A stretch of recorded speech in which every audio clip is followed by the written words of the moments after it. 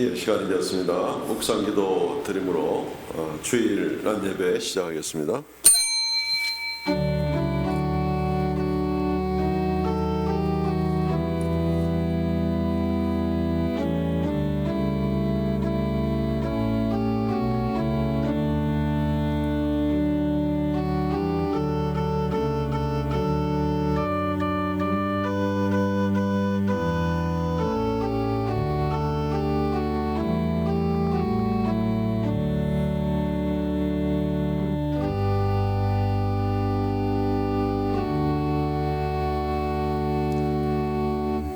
피곤한 자에게는 능력을 주시며 무능한 자에게는 힘을 더하시나니 소년이라도 피곤하며 곤비하며 장정이라도 넘어지며 쓰러지되 오직 여호와를 앙망하는 자는 새 힘을 얻으리니 독수리가 날개치며 올라감 같을 것이요 다른 박질하여도 곤비하지 아니하겠고 걸어가도 피곤하지 아니하리로다.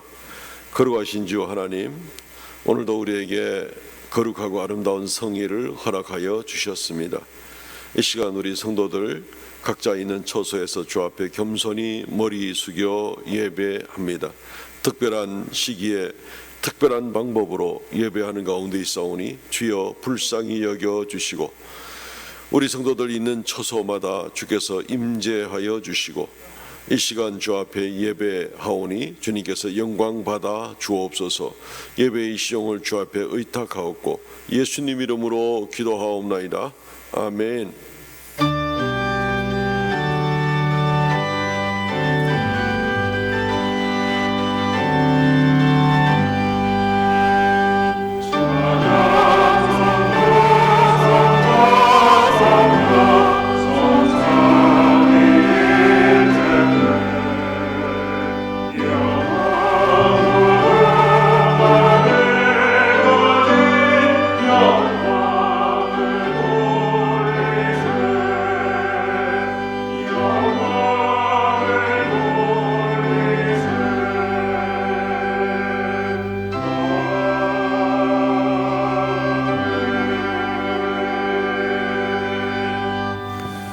전능하사 천지를 만드신 하나님 아버지를 내가 믿사오며 그 외아들 우리 주 예수 그리스도를 믿사오니 이는 성령으로 잉태하사 동정녀 마리아에게 나시고 본디오 빌라도에게 고난을 받으사 십자가에 못 박혀 죽으시고 장사한 지 사흘 만에 죽은 자 가운데서 다시 살아나시며 하늘에 오르사 전능하신 하나님의 우편에 앉아 계시다가 저리로서 산 자와 죽은 자를 심판하러 오시리라. 성령을 믿사오며 거룩한 공예와 성도가 서로 교통하는 것과 죄를 사하시는 것과 몸이 다시 사는 것과 영원히 사는 것을 믿사옵나이다. 아멘. 교동문 제1번이 되겠습니다. 시편 1편에 있는 말씀, 교동문 제1번입니다. 복 있는 사람은 악인들의 꾀를 따르지 아니하며 죄인들의 길에 서지 아니하며 오직 여호와의 율법을 즐거워하여 그는 시냇가에 심은 나무가 철을 따라 열매를 맺으며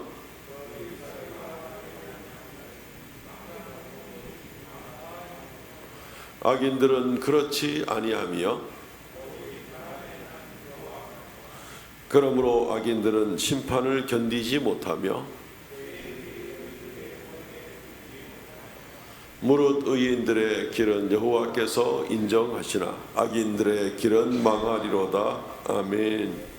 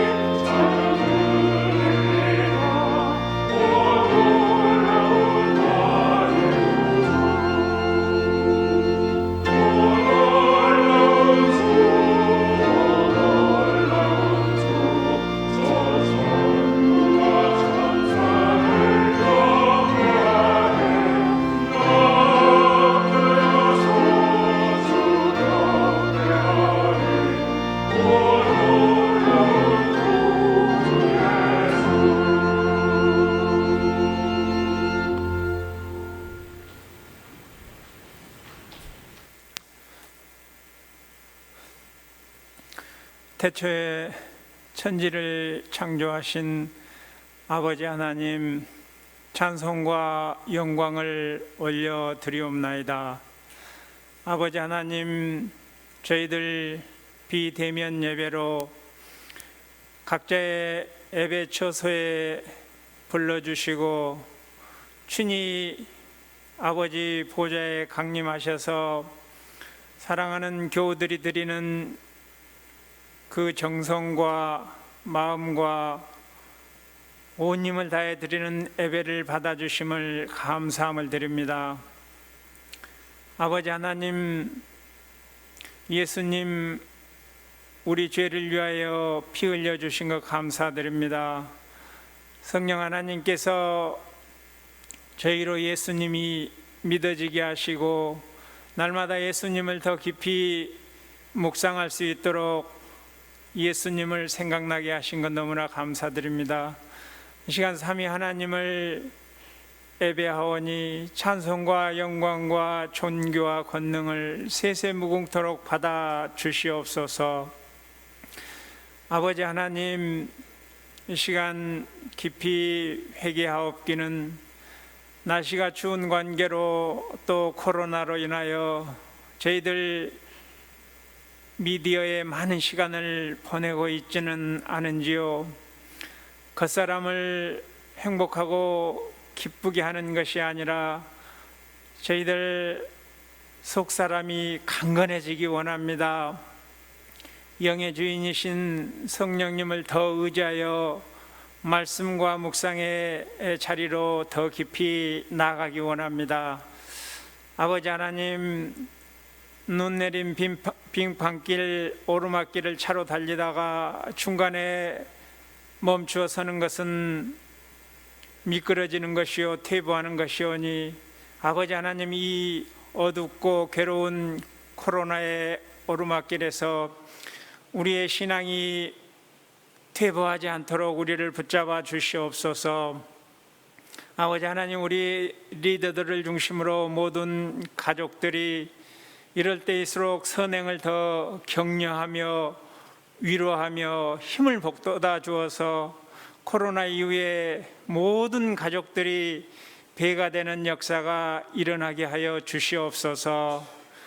아버지 하나님, 사랑하는 우리 어르신들 기도의 아버지 어머니로 날마다 하늘의 능력을 이끌어내며 또 교회의 아버지 어머니로 교회를 충성되이 여겨 평생을 봉사하셨으며 또 나라의 아버지 어머니로 이 나라의 민족을 세계 10대 강국 안으로 이끌었습니다.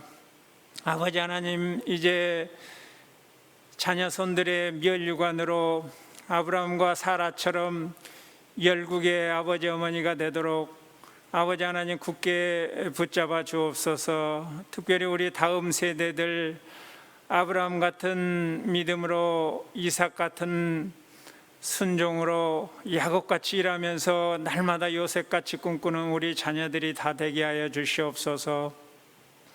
아버지 하나님, 단위에 세우신 담임 목사님 장중에 굳게 붙드시고 성령의 영감을 갑절이나 더하여 주시사 설교와 지도력에 기름 부어 주시옵소서. 오늘 선포되는 말씀을 통하여 우리 모든 성도님들 새날 새 하루가 날마다 성령으로 시작하며 기도로 시작하며 말씀으로 시작할 수 있도록 능력을 더하여 주시옵고, 이 아버지 하나님, 오늘 듣는 말씀을 통하여 또 한 주간 동안 귀신 사탄 마귀로부터 승리하는 사람들이 다 되게 하여 주시옵소서. 아버지 하나님, 혼성 중창단 찬양 올려드립니다. 우리 모든 성도님들 또 찬양대원들 각자의 처소에서 두 손 들며 함께 이렇게 찬양을 올려드릴 때 그 자리가 예수님의 이름이 제한 없이 높여지며 하나님의 영광이 구름처럼 임재하는 놀라운 장소들이 다 되게 하여 주시옵소서. 예수님의 이름으로 기도드리옵나이다. 아멘.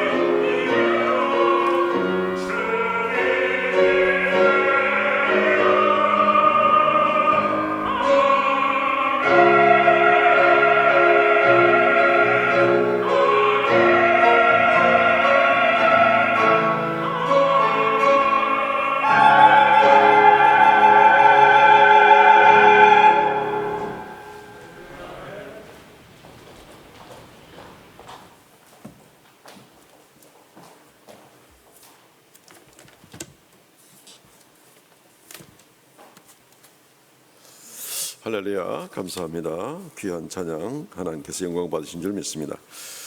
하나님 말씀 봉독하겠습니다. 출애굽기 1장 1절로 14절 말씀까지입니다.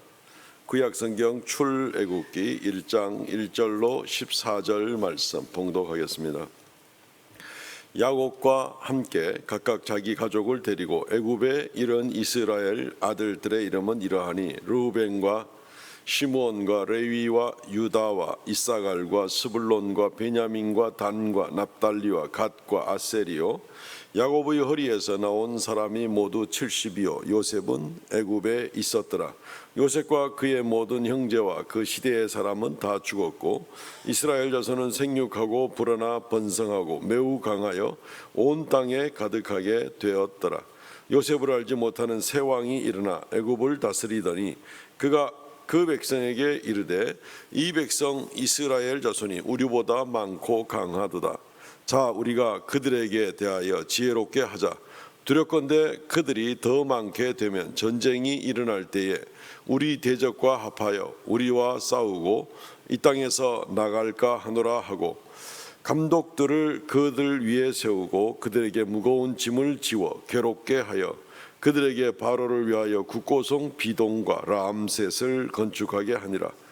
그러나 학대를 받을수록 더욱 번성하여 퍼져나가니 애굽 사람이 이스라엘 자손으로 말미암아 근심하여 이스라엘 자손에게 일을 엄하게 시켜 어려운 노동으로 그들의 생활을 괴롭게 하니 곧 흙 이기기와 벽돌 굽기와 농사의 여러 가지 일이라. 그 시키는 일이 모두 엄하였더라. 아멘. 오늘 이 말씀 중심으로 하나님의 나라는 더 번창하리라는 제목으로 말씀을 전하겠습니다. 에어컨 바람 좀 줄여주시죠.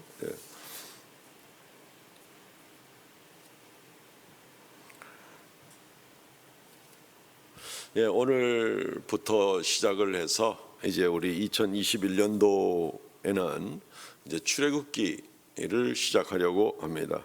작년에 로마서와 또 작년 상반기에는 창세기 말씀을 꼭 필요한 귀한 말씀들을 뽑아서 우리가 설교를 했습니다. 올 한 해 동안은 출애굽기와 사도행전의 말씀으로 올 한 해 설교 본문으로 삼고자 합니다.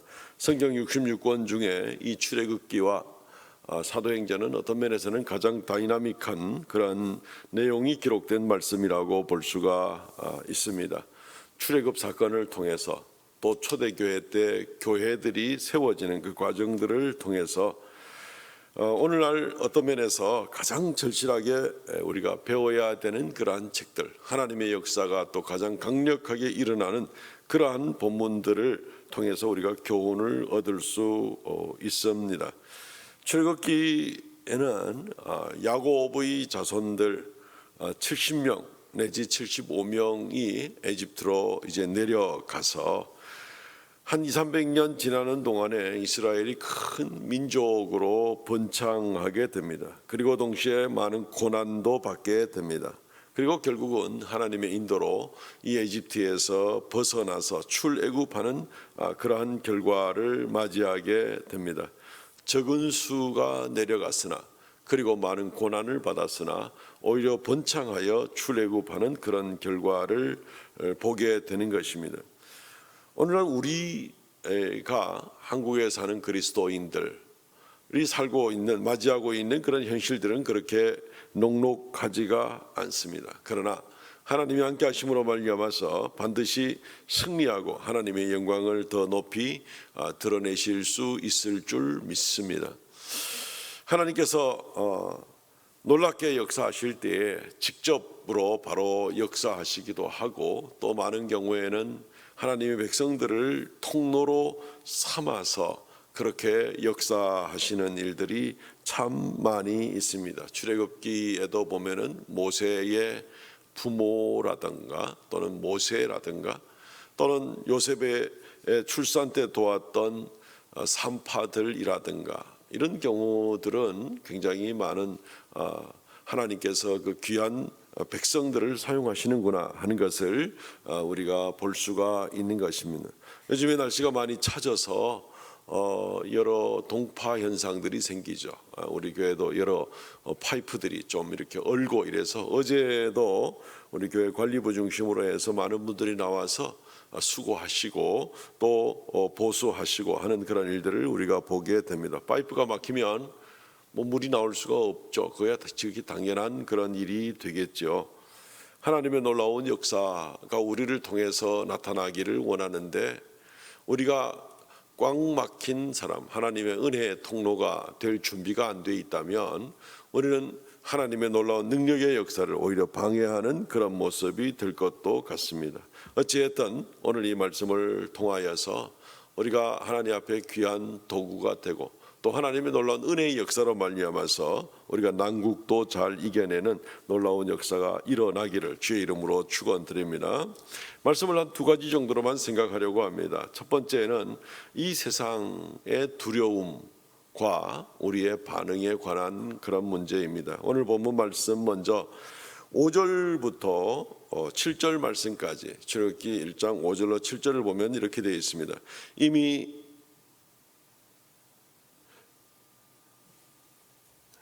애굽에 있는 요셉까지 야곱의 혈속이 모두 70인이었더라. 요셉과 그의 모든 형제와 그 시대 사람은 다 죽었고 이스라엘 사람은 생육이 중다하고 번식하고 창성하고 심히 강대하여 온 땅에 가득하게 되었더라. 제가 읽은 거는 개역판이 되는데 한글 개역판이 되는데 어쨌든 뭐 같은 내용이죠. 이스라엘 백성들이 애굽에 내려갔는데 세월은 흘렀고 그리고 번성하였더라고 되어 있습니다. 70명 그리고 에집트에 있던 사람들까지 해서 75명으로 여겨지는데 이제 이스라엘 백성들은 100만, 200만 그 수를 정확히 알 수 없을 정도로 이제는 큰 민족을 이루게 되는 모습을 보게 됩니다. 이스라엘 백성들이 에집트로 내려갈 때의 형편을 생각하면 지금 이 모습은 꿈을 꾸는 것과 마찬가지다라고 볼 수가 있습니다. 야곱이 그 자녀들을 데리고 에집트에 내려갈 때는 가나안 땅에 양식이 없어서 사실은 양식을 구하러 내려간 거거든요. 마침 요셉이 당시에 거기에 총리 대신으로 있어서 여러 가지 혜택을 많이 입었지만 어쨌든 형편과 처지는 그렇게 되어 내려간 것입니다. 그런데 지금 수백만 명을 이루게 되었다. 너무너무 놀라운 일입니다. 사람의 생각을 할 때는 이것은 불가능한 일이 아닌가 이렇게 생각도 해볼 수가 있습니다만은 사실은 이러한 일들은 하나님의 계획 가운데 있었다라는 것을 우리가 먼저 살펴볼 필요가 있습니다. 하나님은 이전에 이스라엘 백성의 조상인 아브라함에게 이 약속을 해 주셨습니다. 창세기 15장 5절 말씀에 보면 그를 이끌고 밖으로 나가 이르시되 하늘을 우러러 무뼈를 셀 수 있나 보라. 또 그에게 이르시되 내 자손이 이와 같으리라. 제가 다시 한번 읽습니다. 개정개역입니다. 그를 이끌고 밖으로 나가 이르시되 하늘을 우러러 무뼈를 셀 수 있나 보라. 또 그에게 이르시되 내 자손이 이와 같으리라. 무뼈를 셀 수 있나 보라. 아브라함이 이 창세기 15장의 이 말씀을 들을 때에는 아브라함은 자식 한 명도 없었습니다. 아브라함은 나이 많아 늙었습니다. 그런데 그런 아브라함에게 무뼈를 셀 수 있나 보라. 하늘의 별과 같이 내 자손이 이렇게 되리라.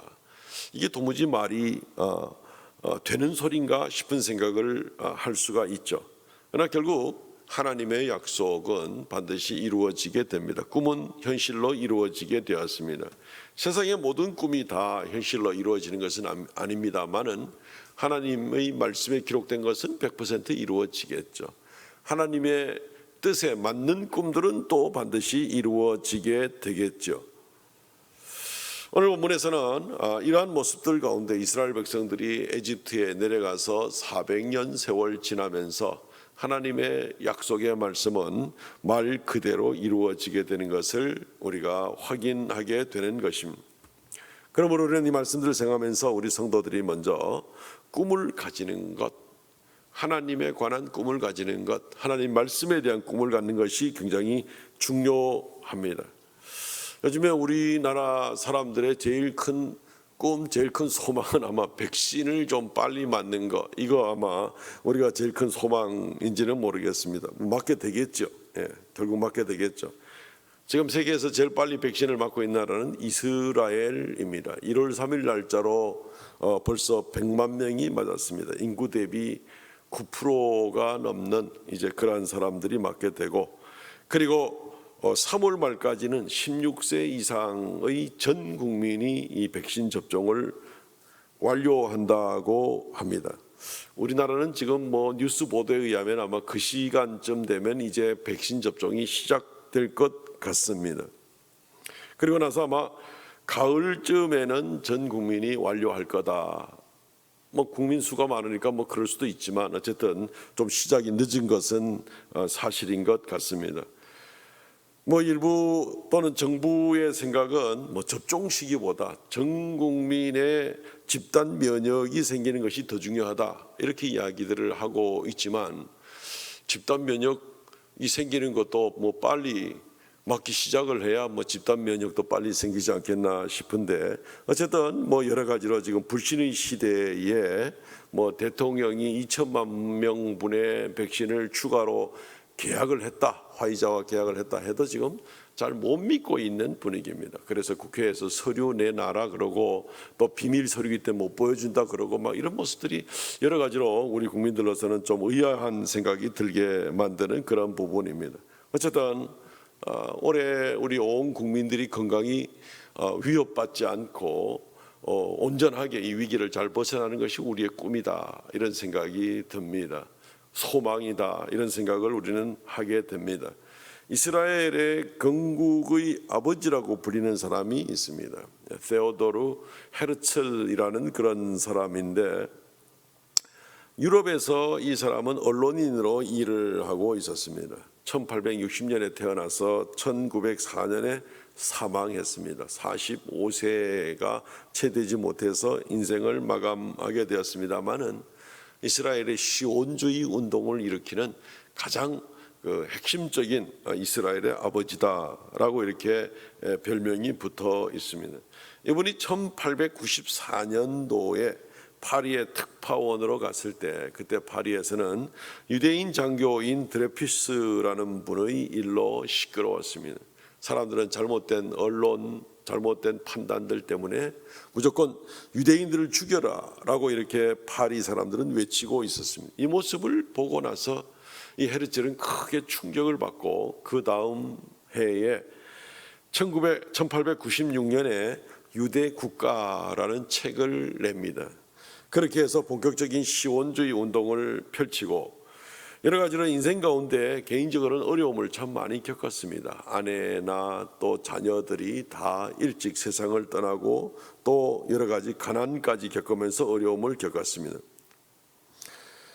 그러나 결국 그것이 결실을 맺기 시작하면서 1897년도 스위스 바젤에서 시온주의 세계대회가 열리면서 팔레스틴의 국제법으로 보장되는 유대인 조국을 건설한다라는 성명서를, 이 선언을 외치고, 그리고 나서 그때로부터 이스라엘 사람들은, 유대인들은 본격적인 출애굽 작업이 이루어집니다. 유럽에서부터 이스라엘 팔레스틴으로 거주지를 옮겨서 삶의 터전을 만드는 일들을 본격적으로 시작을 하고, 그리고 나서 이스라엘의 많은 사람들이 모이게 되어서는 1948년 5월 4일 독립국가를 선포하게 됩니다.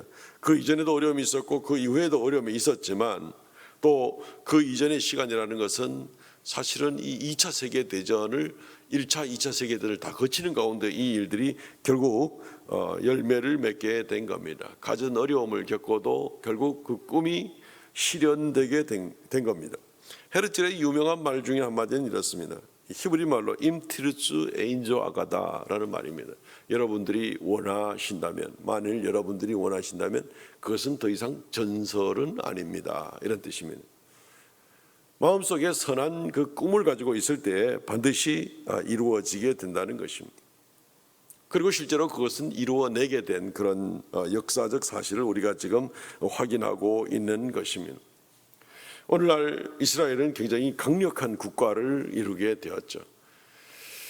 이런 모습을 보면서 우리가 하나님 앞에 우리가 선한 뜻을 가지고 하나님 말씀에 합당한 그런 뜻, 그런 꿈을 가지고 나가게 되면 하나님께서는 얼마나 강력하게 역사하셔서 이것을 반드시 성취시켜 주실까 하는 것을 우리가 확신할 수가 있는 것입니다.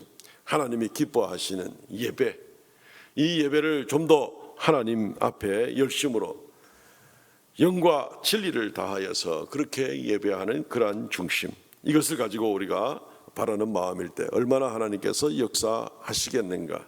출애굽을 넉넉히 이루어내신 하나님, 아니 온 천지 만물을 창조하시고 모든 피조물로 영광 받으시기를 원하신 하나님, 우리가 그 뜻에 부응하여 하나님께 나가려고 할 때에 하나님께서 얼마나 놀랍게 확실하게 역사하시겠느냐 하는 것입니다.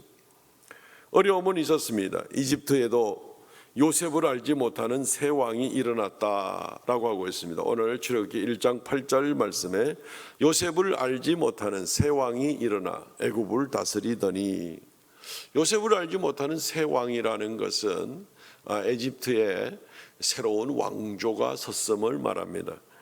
요셉이 이집트에서 활동하던 시기는 기원전 18세기, 17세기쯤으로 이렇게 여겨집니다.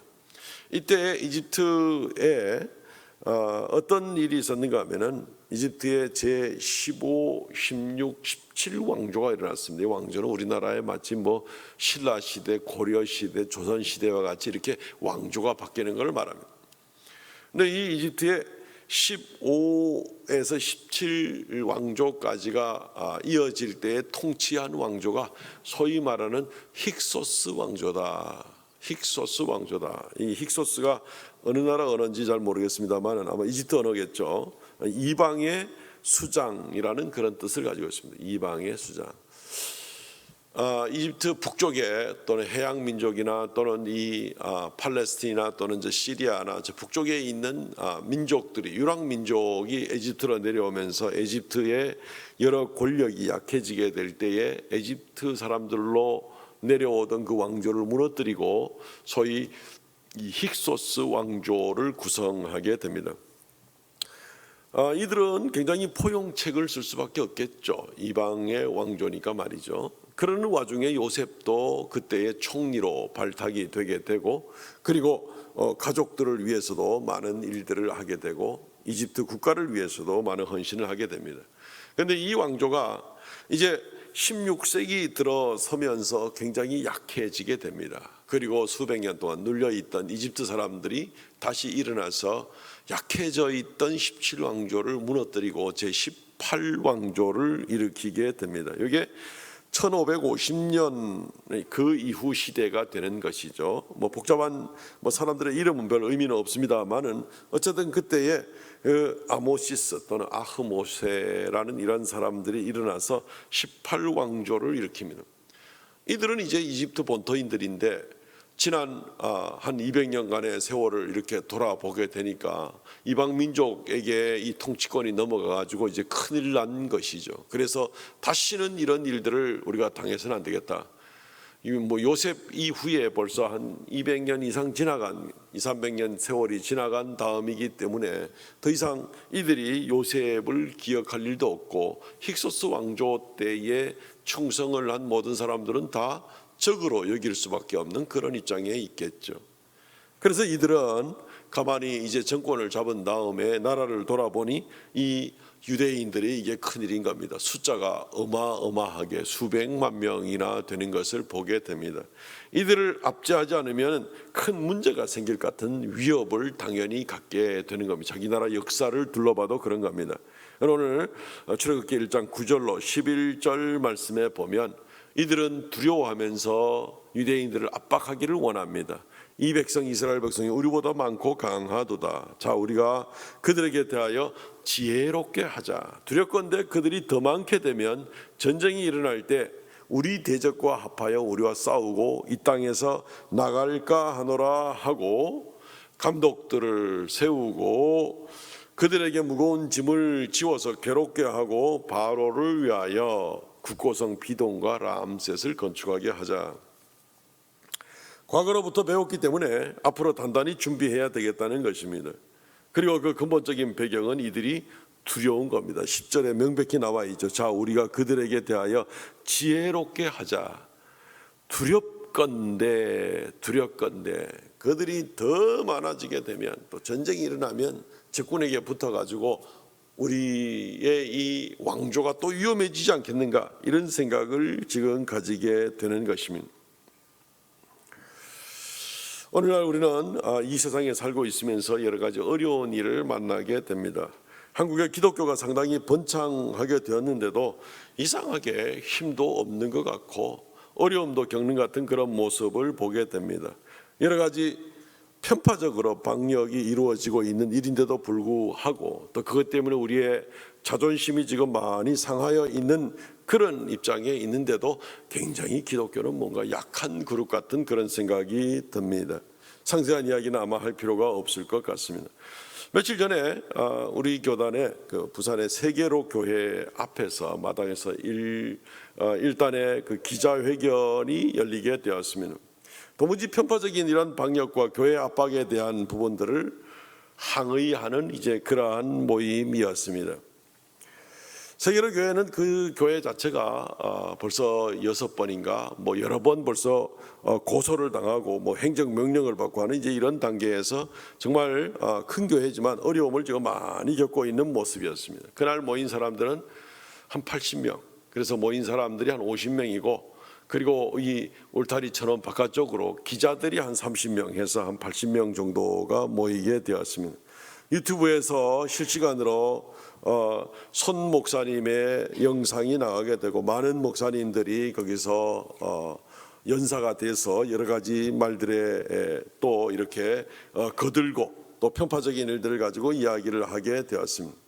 근데 이제 그 다음에 바로 그 다음 날 어떤 일이 있었는가 하면은 그쯤에 그 지역쯤 있었던 사람들, 모든 사람들에게 문자가 다 갔습니다. 세계로 교회 앞에 있던 모임에 참석한 사람들은 전부 다 바이러스 진단 받으십시오라는 문자를 다 받게 된 겁니다. 어떻게 보면은 굉장히 어떻게 알고 굉장히 좋은 서비스를 해주는구나 싶은 생각을 하지만, 이게 8.15 집회하고 비슷한 그런 형국이 됩니다. 그 옆에 지나만 가는 그런 사람들한테도 전부 다 문자가 온 이제 그런 일이 있었던 것이지요. 세계로 교회 앞에 있었던 사람들 중에 확진자는 없었습니다. 아니, 정확하게 말하면 확진자가 있었다는 어떤 증거도 없었습니다. 그런데 거기에 참여한 사람은 전부 다 바이러스 검사 받더라, 검체 검사 받으라, 이렇게 이제 문자가 왔다는 것입니다. 어제 아침에 우리 대구시에 있는 모든 분들에게 또 문자가 하나 이제 왔을 겁니다. 휴타이 마사지를 1월 중에 방문하신 분은 외출을 자제하시고 보건소 선별진료소에 예약하고 검사 받으시기 바랍니다. 이 문자를 아마 다 받으셨을 것입니다. 내외 뉴스통신에 보게 되니까 시에 따르면 해당 마사지 샵은 확진자 노출 시설로 소독 예정이다. 이 차이를 지금 아시겠습니까? 이 검사를 받으라고 이렇게 예약을 하고 선별진료소를 가라고 문자를 보낼 때에는 그 모임에서 확진자가 나왔을 때에 거기를 뭐 지나갔든지 거기에 참여했든지 하는 사람들에게 보내는 것이, 이것이 정상적인 문자가 됩니다. 만약에 어떤 뭐 확진자가 있었다는 아무 증거도 없으면 이런 문자를 보내면 안 되는 거죠. 이 문자 이런 식으로 해서 보내려면 매일같이 전 국민 5천만 국민한테 매일 문자를 보내야 됩니다. 전 국민은 오늘 또 선별진료소 가시고 내일도 선별진료소 가시고, 확진자를 접촉했다는 아무런 증거도 없이 무조건 문자를 띄운다면 그렇게 해야 그것이 맞는 말이 되겠죠. 확진자 유무가 분명히 없는데도 불구하고 검사를 강권시키는 이런 모습은 어울리지 않는 겁니다. 그러면 뭐 특별히 뭐 시청에 수많은 민원실에 들어오는 사람들 중에 무증상자도 많으니까 누가 확진자인지도 모르니까 시청에 매일매일 들르는 사람은 무조건 다 검사를 받아야 될 겁니다. 백화점에 갔다 오는 사람 누군지 모르잖아요. 다. 그중에 어떤 무증상자가 있는지도 모르잖아요. 그러니까 백화점 가는 사람 전부 다, 쇼핑몰 가는 사람 전부 다, 대한민국 국민 전부 다 압니다. 기차 타는 사람 전부 다. 그런 사람들에게 매일같이 문자를 보내가지고 이 검사를 받으라고 해야 될 겁니다. 근데 그렇게 하지 않습니다. 그런데 세계로 교회 그 모임에 참석한 사람들은 마치 확진자 접촉자인 것처럼 사람들에게 많은 오해를 갖게 만드는 겁니다. 교회 이름으로 모이는 모임은 무조건 확진자 접촉자와 같은 이러한 어떤 이 매치가 연결되는 것 같이, 이런 덕식이 연결되는 것 같은 이런 인식이 굉장히 위험한 그런 발상이라는 것입니다. 혹시 이 정부가 지금 기독교를 두려워하는 것은 아닌가? 견제하는 세력으로 생각하는 것은 아닌가? 혹시 정권의 위협을 느끼는 것은 아닌가? 혹시 불의와 불공평을 행하는 데 대해서 기독교가 소리 지를까 봐, 또는 여러 가지 비리에 대해서 소리를 지를까 봐 그래서 부끄러움을 당할까 걱정하는 것은 아닌가? 이런 일들을 초장에 입막음하려고 아예 꼼짝 못하게 하려고 하는 것은 아닌가? 불의를 행하는 자들이 계속 불의를 행하기에 어려움이 없도록 하기 위한 것은 아닌가? 물론 교회만 지금 어려운 것은 아닙니다. 이것이 혹시 물타기인지 뭔지는 모르겠지만은 많은 스포츠 센터들 지금 죽으려고 하고 있습니다. 문 닫습니다. 요즘 소주 많이 마신다고 하더라고요.들 너무너무 괴롭습니다. 계속해서 편파적인 그런 모습들을 우리가 무슨 방역의 정책을 이렇게 세우는가 싶습니다. 식당에서 4명까지 모여서 먹어도 되는데 같은 그룹은 2테이블에 모여서도 안 되고 다른 그룹은 2테이블이나 3테이블에 앉아서 먹어도 되고, 무슨 바이러스가 무슨 주민등록 조사를 하고 그룹별로 다 출신 조사를 해가지고 그렇게 하는 것도 아닐 텐데 참 이상한 그런 바이러스를 잡는 모습들을 우리가 보게 되는 겁니다. 국민의 자유가 지금 상당히 많이 억압을 받고 있는 그런 가운데 있습니다. 국내선 비행기는 옆자리가 꽉 차서 비좁을 정도로 지금 움직이고 있습니다. 백화점에 인원 제한이 없습니다. 지하철에 보면은 지하철이 터져나가도록 출퇴근 시간에 제약이 없습니다. 시간 단축한다고 하지만 그것이 무슨 의미가 있는지, 무슨 바이러스가 시간별로 움직이는 것도 아니고 아주 이상한 그런 방역을 하고 있는 것에 우리는 특별히 대한민국 8만 개 교회가 압박을 받고 있는, 교회는 무조건 비대면으로 하라고, 전국은 수도권 외에는 2.0 단계로 하면서도 교회만큼은 무조건 비대면으로 하라고. 이 자체를 우리가 이해를 할 수가 없는 이러한 방역입니다. 무슨 방역이 과학이라고 맨날 떠들긴 하는데 이게 무슨 과학의 방역인지 엿장수 맘대로 방역인지 이해가 되지 않는 그런 모습을 우리가 보게 되는 겁니다. 한국 교회는 지금 예배에 많은 방해를 받고 있습니다. 그리고 나서 지금 많은 국민들도 고통스러워하고 있습니다. 이게 지금 쉽게 잡히는 게 아니잖아요. 지금 최근에 숫자 좀 떨어졌다고 해서 검사 수가 적으면 당연히 숫자 떨어지겠죠.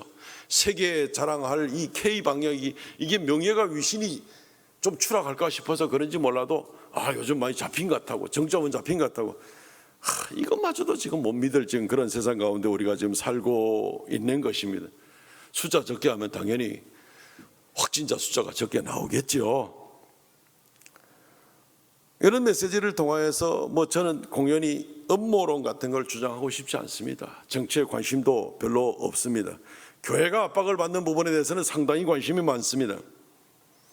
그러나 오늘 이 말씀을 한번 우리가 묵상해서 보게 될 때 왜 교회를 특별히 이렇게 편파적으로 얘기하는가? 절간에서는 모든 모임들이 다 정상으로 진행되고 있는데 왜 그런가? 교회를 두려워하는 것은 아닌가 하는 그런 생각을 해보게 됩니다. 우리 성도들이 이런 모습들을 보게 되면은 성도들이 용기를 가져야 되는 것입니다. 두려워해서는 안 되는 겁니다. 정말 두려워할 자를 두려워해야 되죠. 주님께서는 일찍이 말씀하시기를 우리가 고난받은 일을 그렇게 각오하고 있어라 하는 그런 말씀을 많이 하고 있습니다. 기독교가 처음에 시작되면서부터 2000년 전에 시작되면서부터 세상 국가에 그렇게 환영받았던 적은 그렇게 많지 않습니다. 하나님의 바른 말씀과 바른 삶을 주장하고 나가고 또 보여주고 나가고 이럴 때에 악이 드러나기 때문에 그것 때문에 더 감추기 위해서라도 선을 압박을 하는 일들이 얼마든지 많이 있는 것입니다.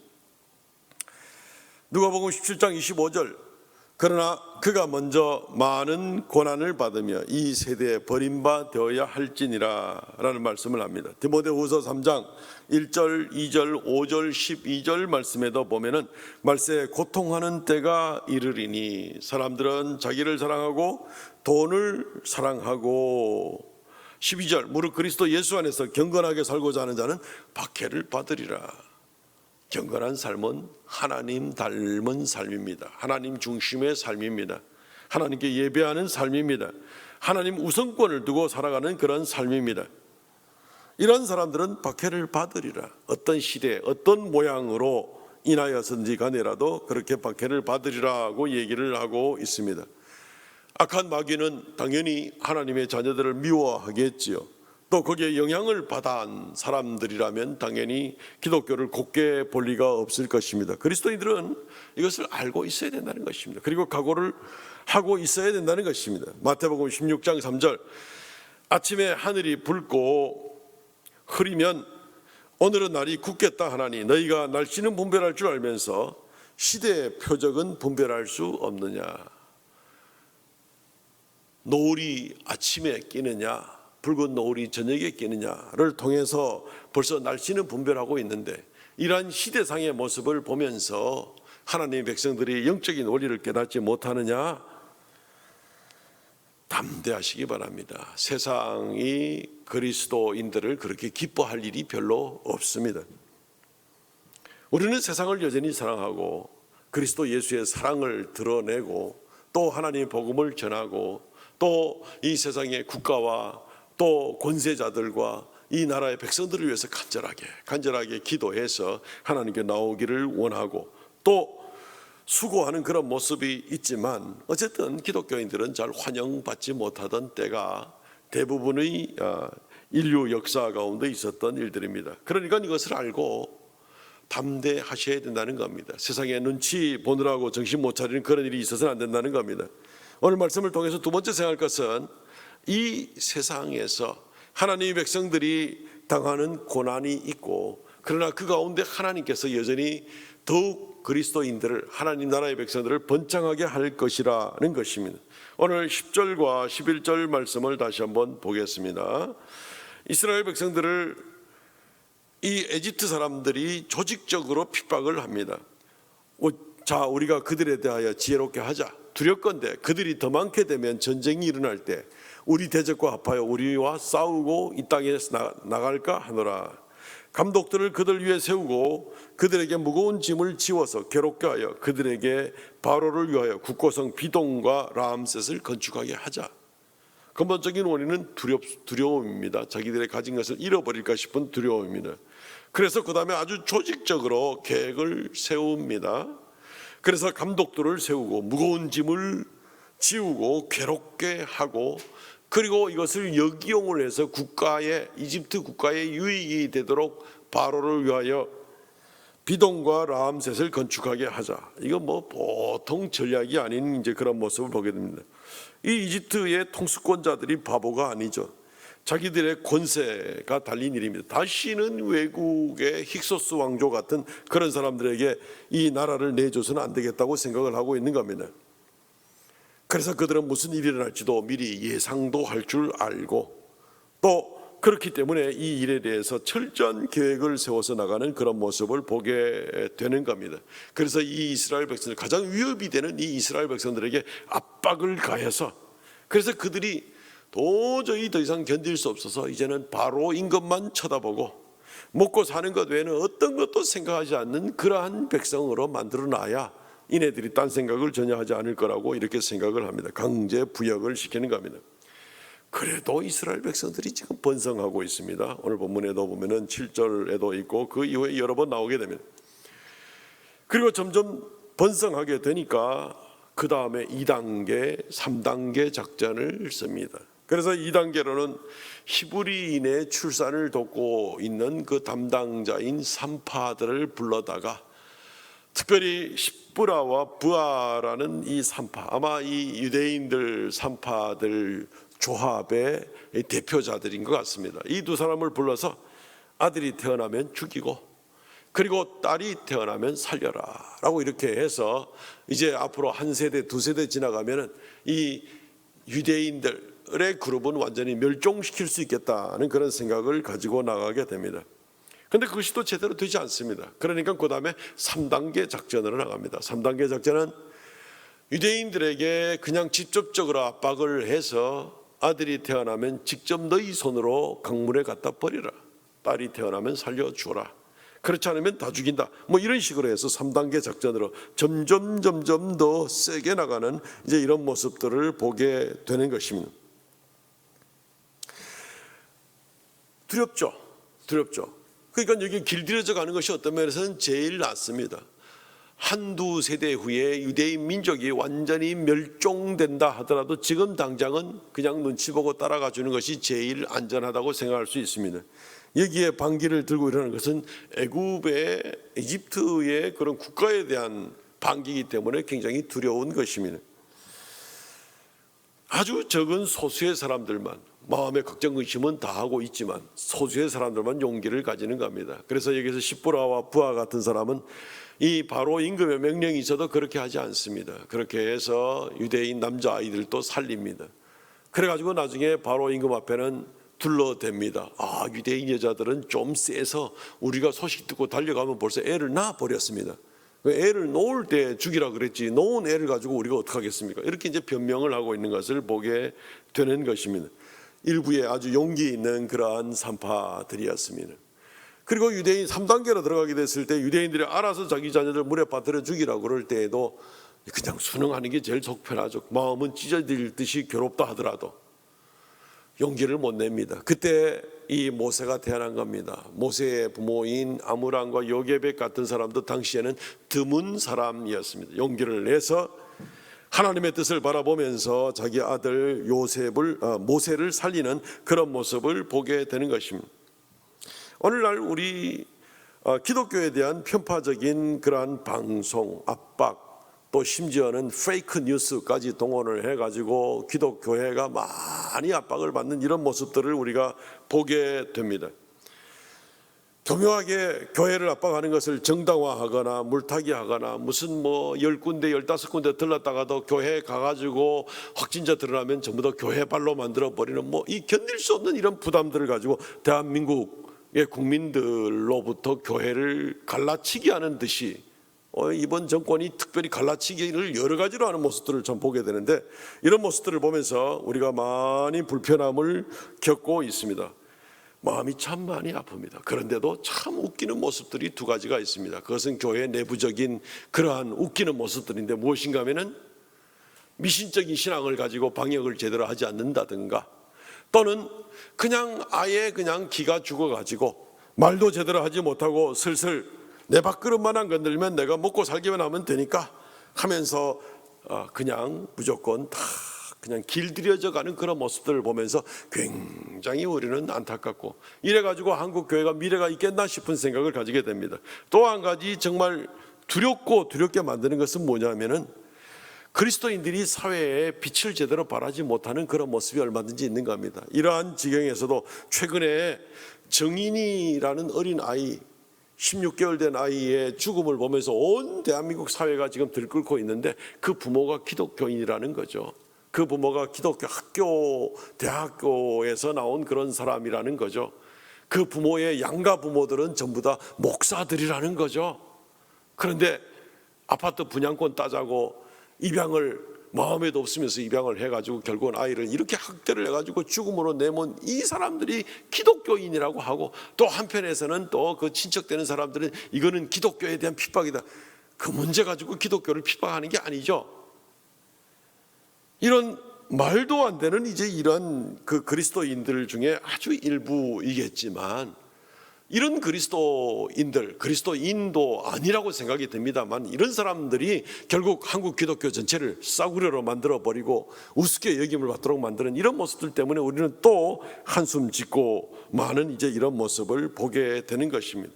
정신 차려야 됩니다. 길들여지는 것도 정신 차려야 되고 방심하여서 행동은 마음대로 하면서 그냥 소리만 지르는 것도 경계해야 되고 우리 기독교 내부 내에서 정말 심각한 그런 문제들을 우리가 생각을 해 보아야만 하는 것입니다. 우리는 이 세상에 대해서 압박이나 뭐 여차하면 요즘 뭐 벌금 몇 천만 원에 뭐 징역 몇 년 이하에 뭐 무슨 뭐 이런 것들이, 물론 이게 죄형 법정주의라는 원칙 때문에 법을 만들 때에는 이 법을 위배할 때에는 어느 정도의 형량이 따라옵니다 하는 것을 물론 정해놓긴 해야 됩니다만은 요즘 특별히 그것이 많이 남발되는 것 같습니다. 그리고 그런 얘기를 들으면은 그 벌금에 대한 액수나 감옥에 관한 연도나 뭐 기간 때문에 다 겁을 먹고 있습니다. 기독교인들도 그냥 따라서 길들여져 가고 있는 그런 모습들을 보게 됩니다.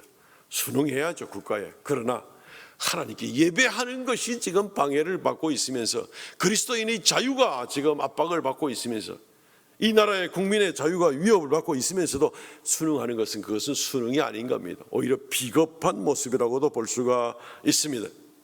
오늘 1장 12절 말씀에 그러나 학대를 받으면 받을수록 더욱 번성하여 퍼져가니 애굽 사람이 이스라엘 자손으로 말미암아 근심하고, 힘을 가지고 압박을 하고 핍박을 하는 것은 이집트 정권 잡은 사람들이 점점 심하게 나오고 있는데, 나중에 결과는 점점 근심하는 것은 본인들이 더 근심하고 있는 모습을 보면서 우리는 오늘 그리스도인들이 여기에 큰 위로를 얻고 힘을 얻어야 된다고 생각을 하는 것입니다.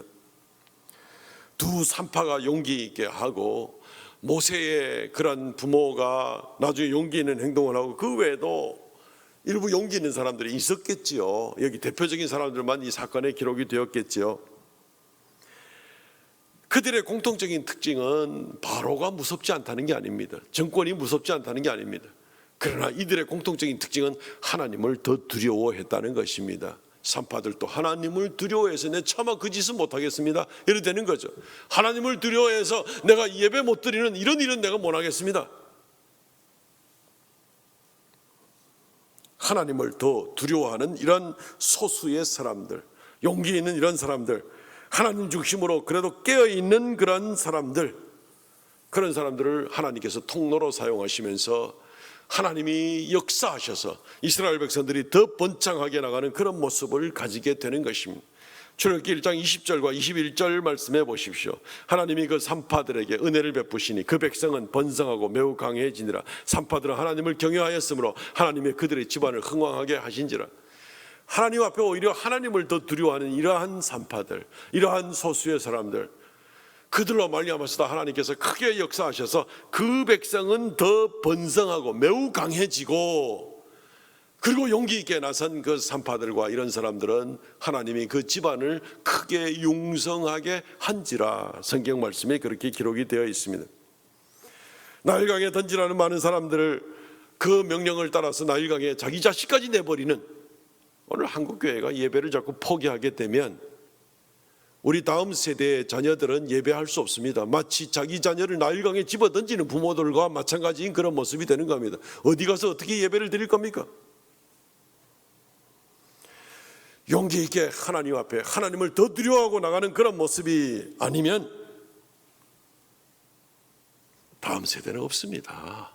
다음 세대는 없습니다. 그리고 지금 세대의 모든 그리스도인들 하나님께 크게 책망을 받게 될 것입니다. 하나님의 심판을 피할 수가 없을 것입니다. 하나님이 보고 계십니다.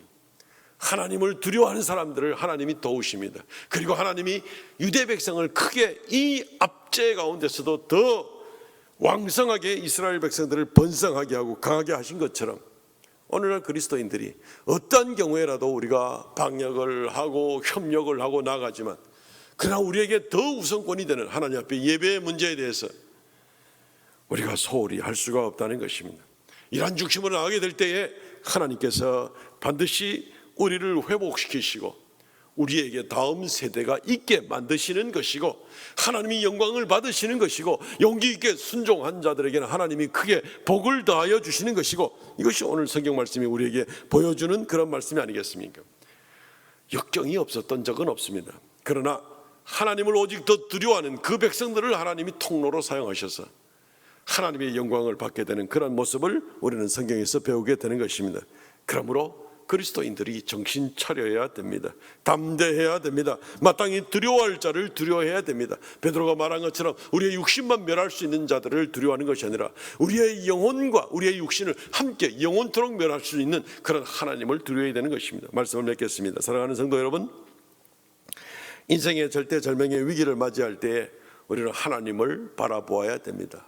하나님은 우리를 항상 보고 계시고 함께 하고 계십니다. 세상에 기대지 마십시오. 세상에 너무 의지하지도 말고 세상에 너무 길들여지지도 마시기를 바랍니다. 세상을 두려워하지도 말고 온 세상을 심판하시는 하나님을 두려워하시기 바랍니다. 이 세상에 살면서 여러 가지 어려움도 얼마든지 겪게 될 것입니다. 그러나 하나님을 바라보시기 바랍니다. 담대하시기 바랍니다. 하나님이 기뻐하시는 일을 앞서서 우리가 감당하는 그러한 예배의 자리로 그렇게 하나님께 영광 돌리는 우리 성도들이 될 수 있기를 바랍니다. 그리하면 하나님께서 영광 받으시고 우리를 복되게 하시고 우리에게 다음 세대가 있게 하시고 하나님의 통치와 하나님의 영광이 이 땅에서부터 더 놀랍게 번창하고 한국의 기독교가 더 왕성하여 이 한국뿐 아니라 온 세계에 하나님의 뜻을 더 분명하게 이루어 드리는 그러한 한국교회가 될 줄로 믿습니다. 통성으로 같이 한번 기도하겠습니다. 이 나라와 민족을 위해서 기도합시다. 코로나 바이러스가 속히 종식될 수 있도록 위해서 기도합시다. 정부 권세자들이 참으로 지혜롭고 공평하게 공의를 이루는 자들이 되도록 해달라고 기도하십시다. 한국 기독교인들이 정신 차리고 살도록 하나님을 두려워하고 살도록 그렇게 위해서 통성을 같이 한번 기도하십시다. 이 시간 잠시 1, 2분간 기도합니다. 주 하나님, 은혜를 베풀어 주시옵소서. 불쌍히 여겨 주시옵소서. 하나님의 백성들을 이 땅에 이 시대에 살려두시고 우리를 부르셨은즉 우리가 연약하여지지 아니하고 더욱 담대하게 하나님을 바라보게 하여 주시고 그래야 하나님께 영광 돌리는 놀라운 역사가 있게 하여 주시고 아버지 하나님이여, 하나님 앞에 용기 있는 소수자들이 되어서 오히려 우리가 담대하게 하나님께 영광 돌리는 놀라운 역사가 있게 하여 주시옵소서. 하나님께서 우리를 사용할 수 있기를 원합니다. 아버지 하나님, 우리가 어리석어서 하나님의 영광을 가리는 그러한 추한 자들이 되지 않게 하시고 세상에 길들여져 가는 자도 되지 않게 하시고 우리는 오직 하나님 말씀에 길들여지며 오직 하나님만을 두려워하며 하나님께 영광 돌리는 우리가 되게 하여 주옵소서. 우리의 다음 세대 자녀들을 우리 손으로 나일강에 빠뜨리는 그런 어리석은 부모들이 되지 않게 하여 주시고 아버지 하나님이여, 우리가 두렵고 떨림으로 우리 세대에 감당해야 될 일들을 잘 감당하고 더욱 예배를 예배답게, 교회를 교회답게, 성도를 성도답게 하나님의 영광이 온전히 온 세상에 가득 차고 넘치는 그러한 세대를 이루어나가는데 도구가 되는 우리가 되게 하여 주시기를 간절히 바랍니다. 주의 성령 충만케 하여 주시고 우리 대구 삼성교회 온 성도들을 주님께서 굳게 붙들어 주시기를 간절히 바라옵고 합니다. 역사하여 주시옵소서. 긍휼을 더하여 주시옵소서.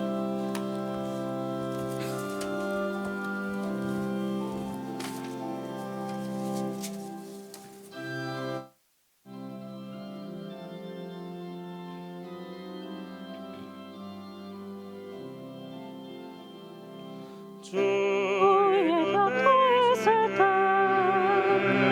마음이 든든하오니 주의 안에만 살거나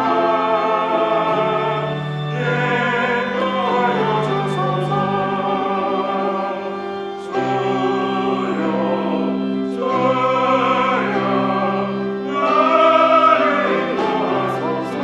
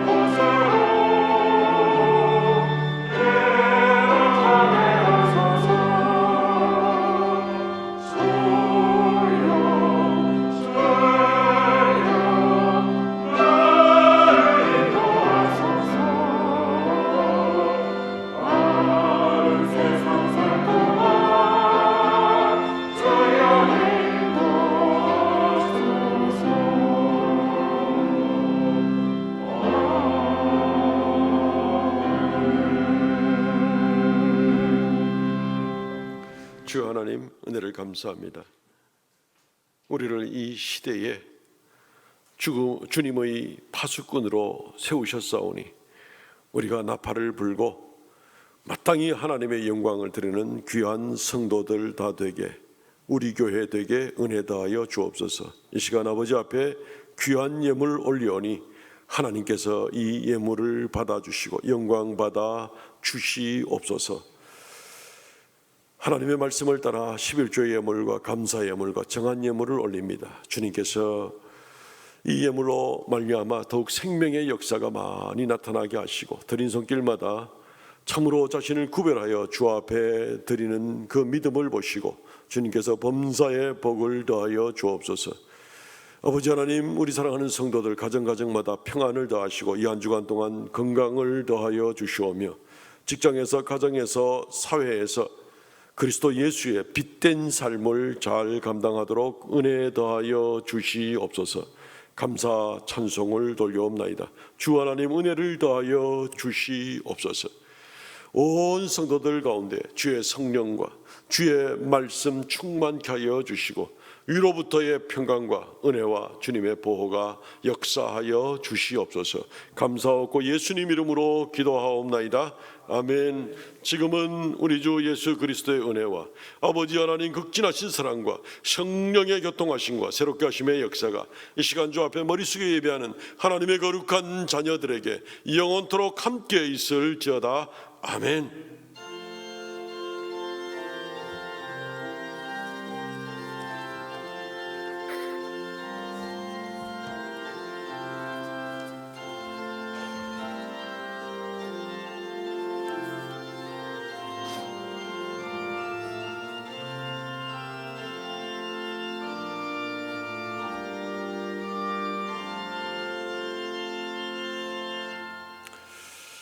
예배를 마쳤습니다. 우리 성도의 교제 시간입니다. 옆에 있는 성도들 또 집에서 가정에서 옆에 있는 가족들에게도 주의 이름으로 다시 한번 문안 올리면 좋겠습니다.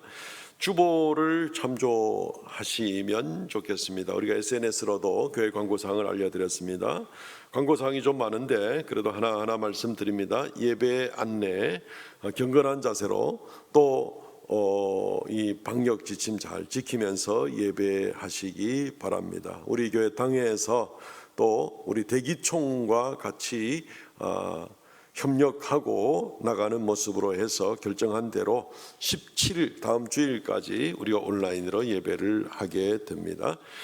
꼭 우리 실시간 영상이나 또 녹화 영상으로 해서 예배를 경건하게 감당하시기를 바랍니다. 이번 주 읽을 하나님 말씀 출애굽기와 레위기 말씀입니다. 2021년 교회 수첩과 우리 대구 삼성교회 카렌다가 나왔습니다.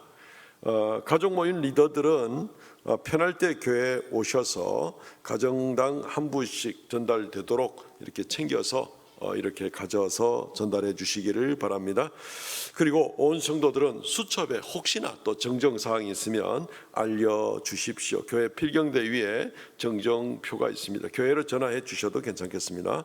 성경 읽기 완독자, 이 작년도입니다. 2020년도 연말까지 성경 읽기 완독자들을 위한 기념품이 준비되어 있습니다. 이거는 개인적으로 교회 편할 때 주중에 오셔서 이렇게 찾아가시기를 바랍니다. 교회 홈페이지나 교회 앱이나 또 교회 오시면 게시판에 그 명단들이 다 기록이 되어 있습니다. 2021년 가정예배와 성경 읽기 카드 매년 초마다 우리가 나누어 드리는데 지금 우리가 온라인을 하기 때문에 지금 1월 하순에 나와서 가져가셔도 되고 또 주중에 오셔서 이 카드들을 가져가서 가정예배와 성경 읽기 체크를 하는데 도움이 되시기를 바랍니다. 2020년도 가정예배 카드를 작성하신 분들은 교회 사무실에 가능한 다음 주일까지 이렇게 내주시면 고맙겠습니다. 2021년도 주정헌금 작정은 일단 2020년도 작정 기준으로 재정부에서 헌금 봉투를 준비하겠습니다. 혹시 새해 변동을 있거나 또는 신규로 작성하시는 분들은 재정부나 교회 사무실로 연락을 주시면 그렇게 협력해 드리도록 하겠습니다. 2021년부터 월간고신 생명나무 우리 교단에서 나오는 정기 월간 잡지인데 여기에 이 성경 묵상 본문도 있고 여러 좋은 글들이 참 많이 있습니다.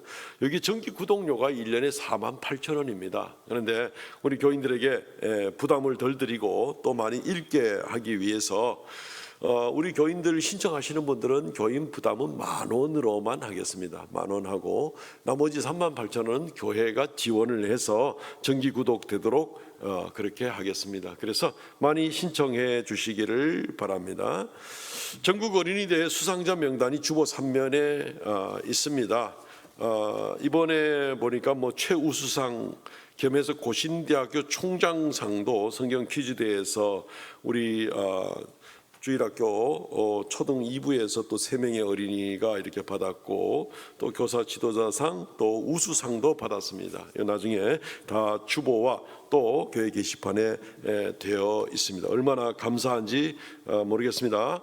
계속 우리 교회 학교를 위해서 기도해 주시기 바랍니다.